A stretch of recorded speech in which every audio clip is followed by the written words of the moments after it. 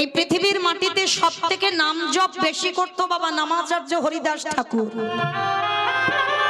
ওনার মতো নাম জপ কেউ করতে পারেনি, কোনোদিন করতে পারেনি। বড় মূল্যবান কথা মা, একটু মন প্রাণ দিয়ে আস্বাদন করবেন কেমন।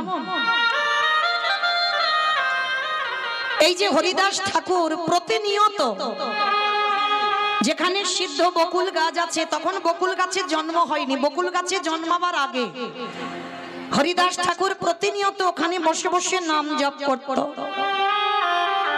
আর ভক্ত কাকে বলে জানো? শিখে না। এই হরিদাস ঠাকুর এই আঠা মাখিয়ে রুটি বানিয়ে তারপরে সেকে খাবে না। হরিদাস ঠাকুর এমনই একজন ভক্ত ছিল, মনে মনে ভাবতো গৌর হরি সেই তো ওই আঠাটা গিয়ে পেটেতে গলে যাবে, তাহলে কিসের জন্য আমি এত পরিশ্রম করে আমাকে রুটি বানাতে হবে? তার থেকে যদি আমি গ্লাসে আঠাটা গুলে খেয়ে নি, তাতে তো আমার সময় নষ্ট হবে না, আর ততক্ষণে তো আমার নাম জপটা হবে। ভাবতে পারছেন মা? রুটি বানাতে টাইম লাগবে, নাম জপের সংখ্যা কমে যাবে, ওই জন্য গ্লাসে করে আঠা গুলে রোজ খেয়ে নেয়। একদিন আমার ভগবানের অন্তরে বড় ব্যথা লাগলো, ভক্ত আমার নাম জপ করবার জন্য রুটি বানাচ্ছে না, শুধুমাত্র গ্লাসে আঠা গুলে খেয়ে নেয়। এত বড় ভক্ত আমার। যাই, মহাপ্রভু গম্ভীরা থেকে এসে হরিদাসকে হৃদয়ে নিয়ে বলছে, হরিদাস শোনো, তুমি এই যে প্রতিদিন এইভাবে নাম জপ করো, তোমার খাওয়া ঠিক হয় না। শোনো, আজকে থেকে তোমার খাবারের চিন্তা করতে হবে না, আজকে থেকে তোমার খাবারের চিন্তা আমি করব। তা মহাপ্রভু রোজ ওই গম্ভীরা থেকে মা জগন্নাথের কাছে যায়, আর জগন্নাথের যে সকালবেলার প্রসাদ আমার মহাপ্রভু হাতে করে নিয়ে আমার হরিদাসকে খাইয়ে দিয়ে যায়। এটা নিত্য কর্ম। তো আজকের আমার মহাপ্রভু জগন্নাথের কাছে গেল, আর জগন্নাথের কাছে যেতে কি প্রসাদী পেয়েছে জানো? জগন্নাথ ওই বকুল গাছের কাঠি দিয়ে দাঁতন করে, প্রতিদিন বকুল গাছের কাঠি দিয়ে দাঁত মাজে জগন্নাথ। আর আজকে সকালবেলা আমার মহাপ্রভুর হাতে ওই বকুল গাছের কাঠিটা পড়েছে। মহাপ্রভু বকুল গাছের কাঠিটা নিয়ে ভাবে, ওরে ভক্ত রে, আজ তোকে ভালো মতো কিছু দেবার মতো কিছু পেলাম না, তাহলে বকুল গাছের কাঠিটা যখন পেলাম, এটাই আজকে তুই প্রসাদী পাবি। মহাপ্রভু এসে হরিদাসকে বলছে, হরিদাস, ও হরিদাস এইদিকে এসো। প্রভু আমায় ডাকছিলে? শোনো হরিদাস, আজকের আমার জগন্নাথ তোমার জন্য প্রসাদী দিয়েছে। বলে প্রভু কি দিয়েছে দেখি একবার। যেই না হাতে করে নিয়েছে না, দেখে না বাবা একটা বকুল গাছের কাঠি। বকুল গাছের কাঠিটা নিয়ে বলছে, হরিদাস আজকে তুমি এইটুকু প্রসাদ পাওয়ার কিছু জোটেনি তোমার জন্য। বলে ঠিক আছে প্রভু, এটা তো মহাপ্রসাদ, কারণ এটা জগন্নাথই প্রসাদী করেছি, তারপরে তুমি একটু পেয়েছো, তারপরে আমি পাবো। আর অনেকটা বড় কাঠি তো বাবা, অর্ধেকটা হরিদাস ঠাকুর সেবা করেছে আর অর্ধেকটা রেখে দিয়েছে। আর অত বড় কাঠিটা সেবা করতে পারিনি, অর্ধেকটা রেখে দিয়ে ওই যেখানে বসে বসে নাম জপ করছিল, ওই সামনে বাবা মাটিতে বকুল গাছের কাঠিটা পুঁতে দিয়েছে। আর বকুল গাছের কাঠিটা পুঁতে দিয়ে হরিদাস ঠাকুর বসে বসে নাম করছে। আর এত রোদ, ওই রোদ যখন আমার হরিদাসের অঙ্গে পড়ছে না, সর্ব অঙ্গ দিয়ে বাবা যেন ঘাম ঝরে ঝরে পড়ছে, এতটা গরম, এত তাপ হয়েছে। তা প্রভু আমার ওই গম্ভীরায় আর থাকতে পারছে না, ভক্তের কষ্ট হচ্ছে না। ও মায়েরা, আমরা বলি আমরা জগতে কত কষ্ট পাই, আমার ভগবান নাকি কষ্ট পায় না। কিন্তু একটা কথা মনে রেখো, ভক্ত যত না কষ্ট পায় তার থেকে হাজার হাজার গুণে বেশি আমার ভগবান কষ্ট পায়। কারণ তিনি ভক্তাধীন, ভক্তির অধীনে থাকেন। প্রতিটা ভক্তির মধ্যে আমার ভগবান বিরাজ করে। তোমার ভগবান এত কষ্ট পাচ্ছে হরিদাসের নাম জপ দেখে, তাই এসে বাবা জগন্নাথ আর থাকতে পারেন। মন্দির থেকে এসে ওই এত রোদে বসে আছে, আমার জগন্নাথে পরশ করেছে। কোথায় গো? ওই যে বকুল গাছের কাঠিটা মাটিতে পুঁতে দিল, ওই যখনই বকুল গাছকে পরশ করলো, সঙ্গে সঙ্গে মা একেবারে ডালপালা গাছ হয়ে একেবারে হরিদাসকে আচ্ছাদন করে আছে। মহাপ্রভু সকালবেলা এসে দেখে না হরিদাস গাছের তলায় বসে। মহাপ্রভু দেখা মাত্র চমকে উঠে, হরিদাস কি কাল আমি দেখে গেলাম এখানে কোনো গাছ ছিল না, আর আজকে রাতারাতির মধ্যে এত বড় গাছ হয়ে গেল কি করে? হরিদাসের চরণ দুখানা জড়াইয়ে ধরে বলে, গৌরেখে এই যে গাছ দেখছো এটা তো সাধারণ গাছ নয়, আমার মন্দিরের জগন্নাথে কৃপা করে ওই গাছটাকে পরশ করে বকুল গাছ করে দিল, যাতে আমার ভক্ত যেন কষ্ট না পায়। আজকের হরিদাসকে প্রভু আমার বুকে নিয়ে বলল, ও হরিদাস, এই জগতে অনেক ভক্ত আমার আছে বটে,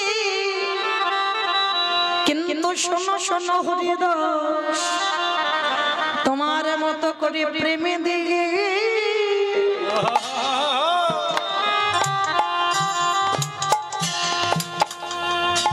প্রেমে দিয়ে আমায় কেহ না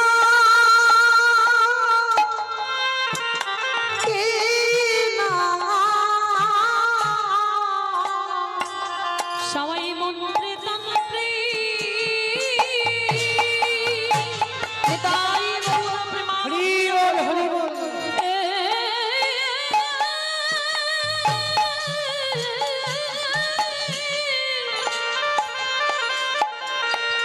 সবাই মন্ত্রে তন্ত্রে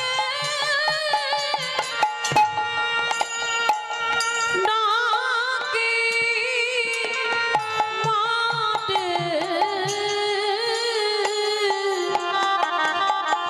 কিন্তু তোর মতো এমন প্রেম দিয়ে না কেউ ডাকে না। সেই হরিদাসের যখন যাবার সময় হলো, হরিদাস বললেন, গৌরকে ইমান আমায় তুমি বিদায় দাও, চিরজনমের মতো তোমার চরণে ছেড়ে আমি যেতে চাই। আস্তে ও মায়েরা, যদি ভগবানকে কোনোদিন ভালোবাসো, এইভাবে ভালোবাসো,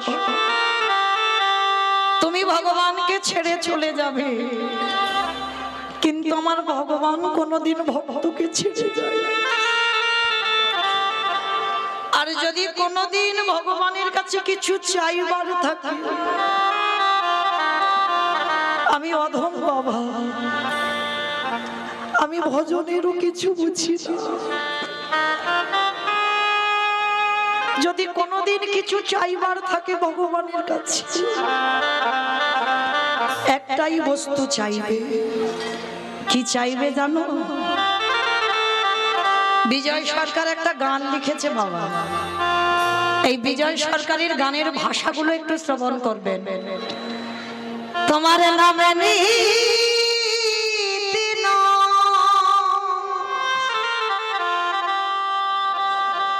নয়ন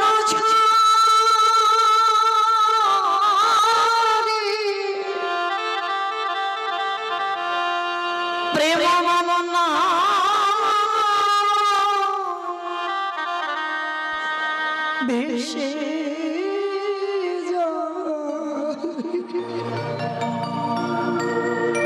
দয়া তুমি চিরকাল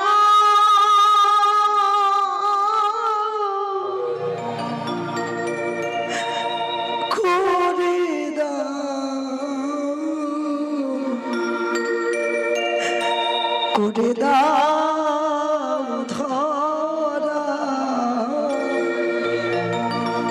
তোমার নামে নিতে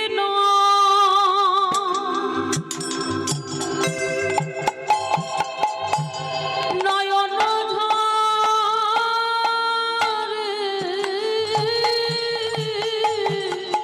ভগবানের কাছে কোনদিন ধর্ম হতেছি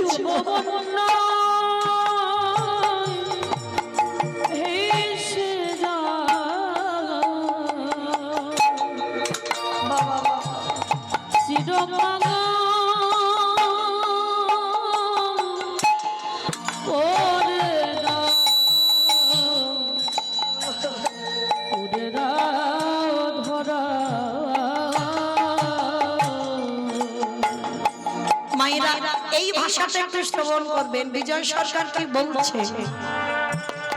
আবার যদি আসি দয়া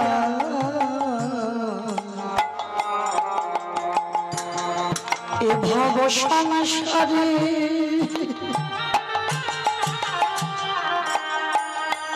যেন কৃষ্ণ ভক্ত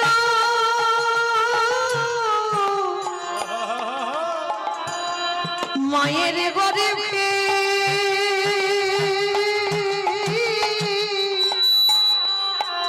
জনম দিও মোরে আবার যদি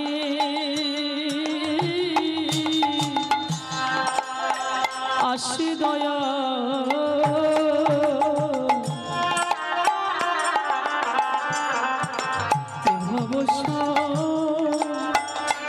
সারে যেন কৃষ্ণ ভক্তি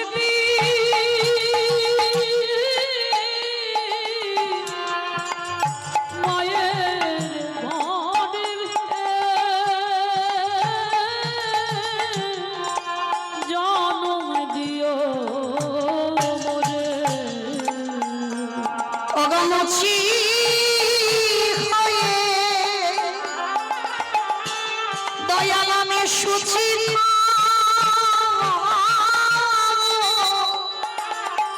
সেদিন মতি হয়ে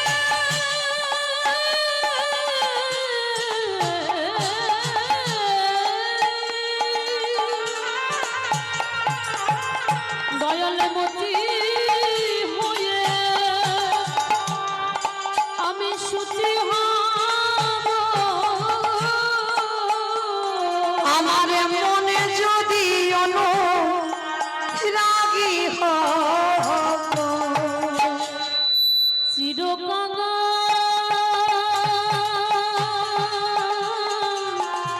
করে দাও নিতাই গৌর প্রেমানন্দে হরি বল হরি বল হরি বল।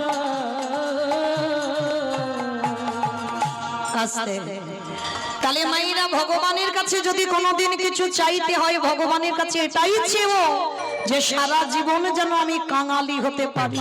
এই কলিযুগে যাগযজ্ঞ নয়, ব্রত পূজা নয়, ধ্যান তপস্যা নয়, এই কলির মানুষের মুক্তির পথ হবে একটাই। চৈতন্য মহাপ্রভু বললেন কেউ যদি ধ্যান তপস্যা না করে তাতে অসুবিধা হবে না, কেউ যদি যজ্ঞ অনুষ্ঠান না করে তাতে অসুবিধা হবে না, কেউ যদি বাবা পুজো অর্চনা না করে, করলে ভালো, তুমি যদি না করো তাতে খুব একটা অসুবিধা হবে না। কিন্তু কলির মানুষকে একটাই পদ অবলম্বন করতে হবে, সেটা কি? হরিরি নাম হরিরি নাম হরিরি নামাইব কেবলম কালো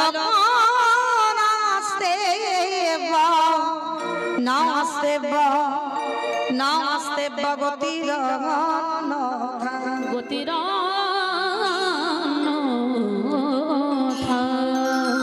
কলির মানুষের হরিনাম ছাড়া কোনো গতি নাই, কোনো গতি নাই, কোনো গতি নাই। কি মাইরা আপনারা প্রশ্ন করবেন মৌমিতা, কদিন ভোর কীর্তন শুনছি, সব কীর্তনিয়া এসে ওই একটাই কথা বলে, বলে হরিনাম শোনো, হরিনাম গাও, একাদশী করো, ভগবানের চরণে তুলসী দাও, তুলসী গাছে জল দাও। ও ছাড়া কীর্তনিয়াদের কোনো কথা নয়। ও যত যত কীর্তনিয়ার মুখে শুনবেন সবাই ওই একটাই কথা বলবে। কিন্তু মায়েরা একটা কথা বলে দিই, কীর্তনিয়ারা বলবে আর আপনারা শুধু কানে শুনে বাড়িতে চলে যাবেন হবে না। যে কথাটা বললাম একটু হৃদয়ঙ্গ করতে হবে না। সবার আগে মনে রাখতে হবে বাবা, কীর্তন বিষয়টা হচ্ছে একটু নারকেলের মতো। আমার নারকেল দেখেছো তো? তাহলে তা দেখবো নি, গ্রামাঞ্চলের মানুষ তাহলে সবাই নারকেল দেখেছে। তাহলে নারকেল যারা যারা দেখেছি বাবা, বাইরে একটা খোসা থাকে, খোসাটাকে ছাড়ালে কি নারকেল পাবে? ভিতরে গিয়ে দেখবে আরো বেশি শক্ত। তাহলে শক্ত জিনিসটাকে ভাঙতে হবে, তারপরে যদি ভিতরে সাদা রঙের শ্বাসটা টেনে ছাড়াতে পারো, তারপরে যদি আস্বাদন করতে পারো, তাহলে বুঝবে তুমি নারকেলের স্বাদটা কেমন। এই কীর্তন বিষয়টা বাবা ঠিক এই রকম, মানে উপর থেকে কীর্তন শুনলে হবে না, তলিয়ে ভাবার নাম তত্ত্ব, একটু ভিতরে যেতে হবে। আর কীর্তন আসরে বসে যত ভিতরে যাবে তত কীর্তনের রস পাবে। তাহলে এই যে আমরা কীর্তনিয়ারা বলছি হরি ভজন করো, হরি ছাড়া গতি না, সত্যি কি গতি আছে মা? ভালো করে বিচার করে দেখেন, যে যত বড় ধনী হও না কেন, যার যত টাকা থাকুক না কেন, যার যত অর্থ থাকুক না কেন, কেউ যদি সারা জীবন দিল্লি বোম্বে কাটায়, কেউ যদি সোনার পালঙ্কে ঘুমায়, কেউ যদি টাকার বিছানায়ও ঘুমায়, তবু মনে রাখতে হবে বাবা, পৃথিবীতে এরা তোমার কেউ আপন নয়। যারা এখানে গীতা ভাগবত জ্ঞানী বসেছেন, যারা গ্রন্থ পড়েন বা গ্রন্থ শোনেন, তারা জীবনে বলবে না সব আমার আমার আমার। ছেলে আমারে, মেয়ে আমারে, জায়গায় আমারে, জমি আমারে, বৈভব আমারে, বন্ধু। কিন্তু মনে রেখো ভাই, মাসে যদি বেজে যায়, পড়ে থাকবে সরকারি খামার। এসেছো একা, তুমি যাবে একা। যেদিন এসেছিলে মা, সংসারে তোমার পরনে কেউ কিছু দিয়ে আনেনি, আর যেদিনে তুমি সংসার ছেড়ে চলে যাবে, এই সংসার তোমাকে পরনে একটা কিছু দিয়ে পাঠাবে না। তাহলে এসেছো খালি হাতে, যাবে তুমি খালি হাতে। আলেকজান্ডারের মতো ব্যক্তি বাবা যতদিন বেঁচে ছিল, 2 হাত দিয়ে রোজগার করেছে, কিছু অর্থের অভাব ছিল না। কিন্তু সেই আলেকজান্ডার মরার আগে বলে গেল যে আমার মৃত্যুর পর আমার দেহটাকে যখন কফিনের বাক্সে করে নিয়ে যাবে, আমার এই কফিনের বাক্স থেকে 2টো হাত যেন বের করে দেওয়া হয়। সবাই প্রশ্ন করেছিল কেন? বলে আমি আলেকজান্ডার হয়ে জগৎকে দেখাতে চাই, ওরে জগৎ এসেছিলাম খালি হাতে, যেদিনে চলে যাচ্ছি সেদিনও খালি হাতে। কটা দিনের জন্য আমার আমার করে কৃষ্ণ ভজন ভুলে গেলাম, কৃষ্ণ সাধনা করলাম না। কিন্তু প্রত্যেকে বলে এলাম কৃষ্ণ ভজিবার তরে সংসারে আয়ন, মিছে মায়ায় বদ্ধ হয়ে বৃক্ষ সম হইল। প্রত্যেকে বললাম কৃষ্ণ দাস হব, আর জগতে এসে হলাম মায়ার দাস। কিন্তু মা চরণ ধরে বলে যায়, শেষের দিনে আমাদের কেউ সাথী হবে না। যারা যারা এখানে যাদের যাদের দেখছো সব অনিত্য, আজকে তোমার আছে, কালকের অন্য কারোর হবে। তাহলে নিত্য বস্তু যদি থাকতে হয়, সেটা হলো আমার গৌর গোবিন্দ চরণ। আর ওই 2টো চরণে ছাড়া পৃথিবীতে তোমার আপন কেউ নয়। তাহলে যা যদি অনিত্য হয়, তাহলে কিসের এত মায়ামোহ সংসার? মনে রেখো ভাই, শেষের দিনে তোমার কর্মফল সাথী হবে বাবা। এই পৃথিবীতে কর্মফল কাউকে ছাড়বে না। না ছেড়েছে মহাভারতে পিতামহ ভীষ্মকে, যে পিতামহ ভীষ্মের ইচ্ছা মৃত্যু ছিল। ভালো করে ভেবে দেখেন, যারা মহাভারত জ্ঞানী, যারা রামায়ণ পড়েন, মহাভারত পড়েন, ভীষ্মের মতো ব্যক্তি 58টা দিন সরসজ্জায়, 1-2 দিন নয়। তাহলে যে ভীষ্ম সারা জীবন ব্রহ্মচর্য পালন করলো, সংসারের থেকেও সংসারের কাদা গায়ে লাগেনি। নিজে সংসার করেনি, কিন্তু বাবা কাঁধে কোলে পিঠে করে ছেলে পুলেদের মানুষ করলো। সেই পিতামহ ভীষ্ম 58টা দিন সরসজ্জায় পড়েছিল। ছেড়েছে বাবা কর্মফল? ছাড়েনি। তাহলে আপনারাই বিচার করে দেখেন, ত্রেতা যুগে রঘুপতি রামচন্দ্রকে সরযূ নদীর জলে প্রাণ ত্যাগ করতে হলো। ভগবান কৃষ্ণচন্দ্রকে 125 বছর বয়সে জরা ব্যাধির তীরে দেহ ত্যাগ করতে হলো। আমার চৈতন্য মহাপ্রভুকে 48 বছর বয়সে দেহ সম্বরণ করতে হলো। তাহলে এই জগতে সংসারী বাবা ভগবানকে কর্ম ছাড়েনি, আর আপনারা আমরা তো তুচ্ছ, আমাদের ছেড়ে দেবে মনে করেছো? তাহলে শেষের দিনে আমাদের কর্ম যাবে। কতদিন তুমি ধর্ম কাজে যুক্ত আছো, কতদিন তুমি সাধু সঙ্গ করলে, কতদিন গুরু চরণ আশ্রয় করলে, কতদিন যাবত তুমি একাদশীর উপবাস করছো, কতদিন তুমি ওই সনাতন ধর্মের মানুষ হয়ে সনাতন ধর্মটাকে বজায় রাখতে চেয়েছো। এই ভালো ভালো কর্ম আমাদের সাথে যাবে। তবে মা আমি মৌমিতা, আমার একটা গ্যারান্টি আছে, আর একজন আমাদের সাথী হবে। তবে জানি না আপনাদের হুস্তি এলাকায় নিয়ম আছে কিনা, তবে আমার আধার মানিকে নিয়ম আছে। রাধে কি জানো তো, মানুষের মৃত্যুর পর সাথে কিছু দাও বা না দাও, দুটো জিনিস ভাড়া করতে হয়। বলো তো দুটো জিনিস কি? এক হলো খোল আর এক হলো করতাল। আর পিছনে দেহটাকে নিয়ে যখন বের করবে বলবে না বলো হরি হরি বল, বলো হরি হরি বল। কি গো মা, তোমাদের এলাকায় হয় তো? এখানেও হয়। তাহলে এই জায়গাটাই বিচার করে দেখেন, লাখ লাখ টাকা খরচা করে দুর্গা পূজা হলো, লাখ লাখ টাকা খরচা করে কালী পুজো হলো, লক্ষ্মী পূজা হলো, এত এত পূজা অর্চনা করে বাবা, পূজা ভালো হয়। আর যেদিন বিসর্জন হয় ধুমধাড়াক্কা ডিজে বাজনা, মানে এমন ডিজে বাজনা বাজে বাবা, এমন ডিজে বাজবে বাবা যেন হার্ট ব্লক হয়ে যাবে, এমন নাচানাচি হয়। তাহলে এইগুলো চেতনা বাবা, তাহলে সেটাও তো মা। তাহলে মাকে যখন জলে ফেলতে যাচ্ছ,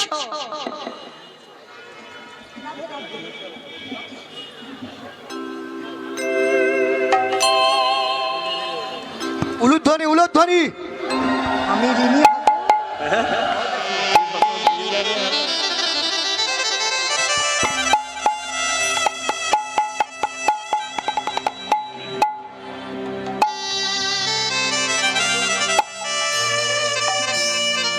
নিতাই গৌর কৃষ্ণ প্রেমানন্দী হরি বল হরি বল হরি বল। তালি বাবা, এই জগতের সংসারের শেষের দিনে যেদিন আমরা ঠাকুর বিসর্জনে যাচ্ছি, লরিতে করে ডিজে বাজনা বাজালাম। আর যেদিন আমাদের দেহটা বিসর্জন হবে, সেদিন কি বাবা লরিতে করে একটা ডিজে বাজালে হতো না? হওয়ালে হতো। তাহলে হওয়াচ্ছি না কেন? এই জায়গায় চৈতন্য মহাপ্রভু শিক্ষা দিলেন, ওরে কলির জি ভালো করে পিছনে চেয়ে দেয়, এলি খালি হাতে যাচ্ছিস খালি হাতে, যতই আমারে আমারে করে মরিস না কেন, শেষের দিনে কেউ তোর সঙ্গী হবে না। তাহলে সাথী হবে কর্মফল, আর কে সাথে যাবে? যাত্রা, নাটক, ফাংশন, থিয়েটার কিছু যাবে না। যাবে কে? এই হরি নামে যাবে।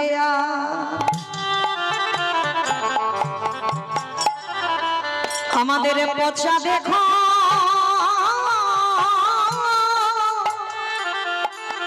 দেহ যাবে, যেদিন তুমি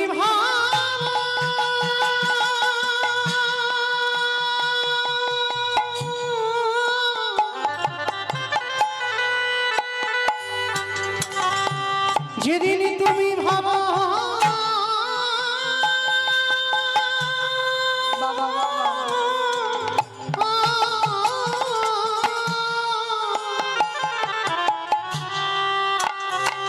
যেদিন তুমি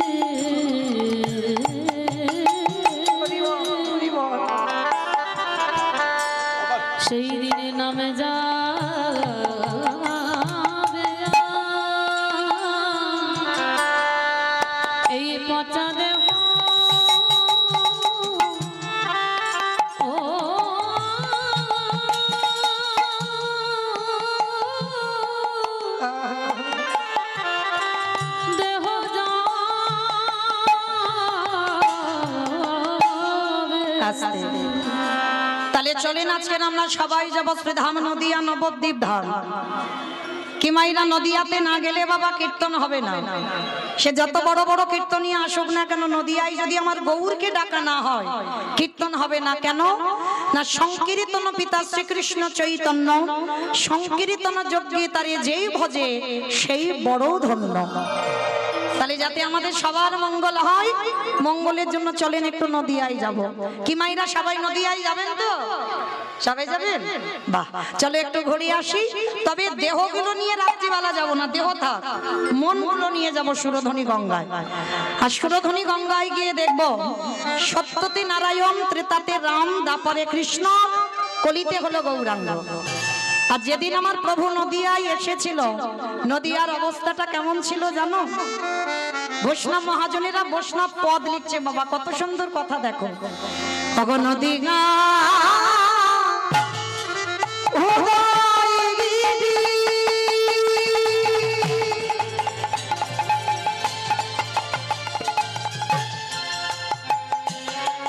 ওই পূর্ণ চন্দ্র গোবর খাদি ওই নদীরা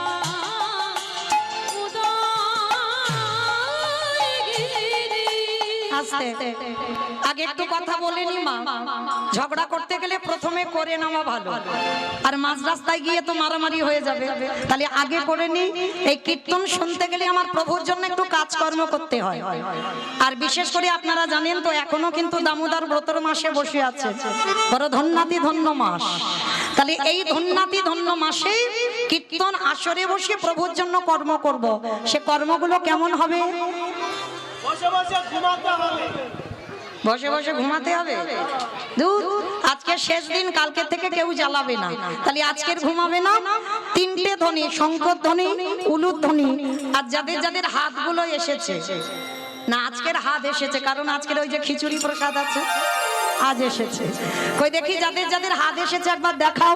নিতাই গৌর প্রেমানন্দে হরি হরি বল, হরি বল। বেশ, কই দেখি আবার একটু উলুর ধ্বনি দিয়ে দেখান দেখি। আজ নদিয়া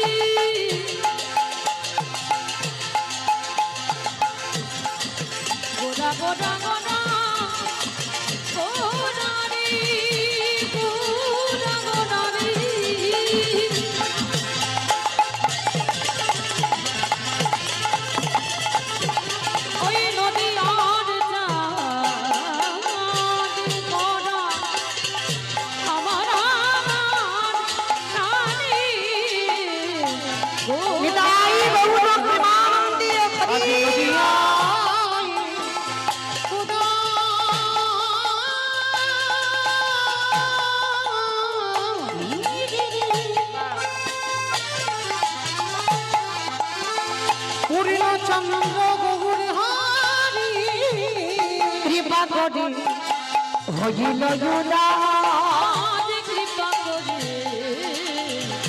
হইল আজ কৃপা করে হইল জুলা। ওই না সোনার নদিয়া গৌর দয়া খালা, সোনার নদী গৌর দয়া হলো।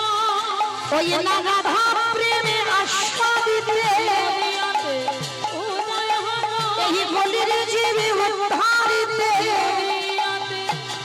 মুখে জয় রাধে শ্রী রাধে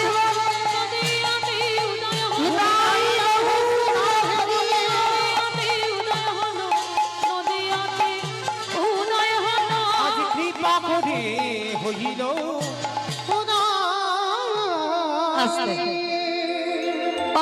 এবার কথা হবে না, এবার একটু আমি কথা বলবো, আপনারা মন প্রাণ দিয়ে শ্রবণ করবেন। কেমন?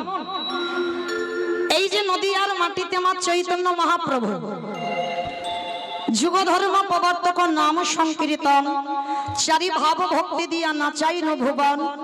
আপনি ভক্ত ভাব করি অঙ্গীকার, আপনি না করলে ধর্মজীবের শিখানো না যায়, আপনি আচরি ধর্মজীবের শিখায়, এই তো সিদ্ধান্ত গীতা ভাগবতে গায়।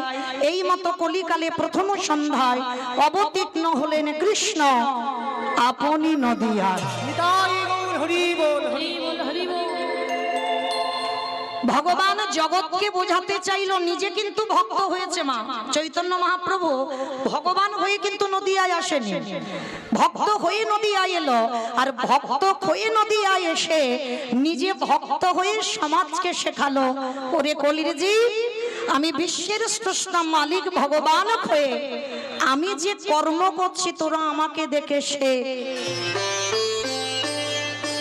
এই চৈতন্য মহাপ্রভুর বাবা শেষ সময়টা কোথায় ছিল জানো? অনেকে গেছেন কিন্তু বুঝতে পারেন না, আস্তে আস্তে কথা নয়। যে জায়গাটা ছিল বাবা জগন্নাথ ধাম, শ্রীক্ষেত্র, লীলাচল। আচ্ছা বয়েরা একবার হাত তুলে দেখান তো কতজন জগন্নাথ ধাম, পুরী ধাম গেছেন? ওরে বাবা, মানে সবাই মোটামুটি চলে গেলাম। আচ্ছা কতজন গম্ভীরা দর্শন করেছেন? একবার হাতটা তুলে দেখান। বেশ। আচ্ছা কতজন সিদ্ধ বকুল দর্শন করেছেন? একবার দেখান। আর কতজন সমুদ্রে ঢেউ খেয়েছেন? একবার দেখান। হ্যাঁ দেখেছো তো, এই হচ্ছে সমাজ। পুরী ধামে গেলাম আমরা, এতজন ভক্ত হাত তুললাম। সমুদ্রে পাল্টি খেলাম বাবা, ওখানে 4 দিন যদি থাকি কম করে 3 দিন পাল্টি খেয়েছি। আর লক্ষ্য করেন এদিকে গম্ভীরা চিনলাম না, এদিকে সিদ্ধ বকুল চিনলাম না। অনেকে হরিদাস ঠাকুরের সমাধিটা দেখেছে, কিন্তু হয়তো দেখেছো মনে রাখতে পারো। কিন্তু এটাই বাবা আমরা কলির জ্ঞান অন্ধজি। যে জায়গাগুলো বড় মূল্যবান, যে জায়গাগুলো পরশ করলে আমাদের মতো মনুষ্য জীবন ধন্য হয়ে যায়, সেই জায়গাগুলোই আমরা পদধূলা দিতে চাই না বাবা। এই যে মহাপ্রভু অন্তিম সময় মানে শেষ সময় যেখানে কাটাতো, যে জায়গাটার নাম হচ্ছে গম্ভীরা, আর ওখানের মানুষরা বলে রাধাকান্ত মঠ। এই রাধাকান্ত মঠের পাশেই আছে বাবা সিদ্ধ বকুল। দেখবেন একটা বকুল গাছ, এখনো গিয়ে দেখবেন পৃথিবী যতদিন থাকবে ততদিন গিয়ে দেখতে পাবে এই সিদ্ধ বকুল গাছ। দেখবে মা গোড়াতে কোনো মাটি নেই, কোনো মাটি নেই, কিন্তু এখনো নতুন করে আবার গাছের ডালপালা জন্মায়, আবার নতুন করে গাছটা যেন বেঁচে ওঠে। কি করে হয়? যে গাছের কোনো গোড়াতে মাটি থাকে না, যে গাছের ভিতরে বাবা কোনো শস্য জাতীয় কোনো বস্তু থাকে না, সে কি করে বাঁচে? কিন্তু আগে তো আমাদের জানতে হবে ওই সিদ্ধ বকুলটার জন্মটা কিভাবে হয়েছে, তারপরে তো।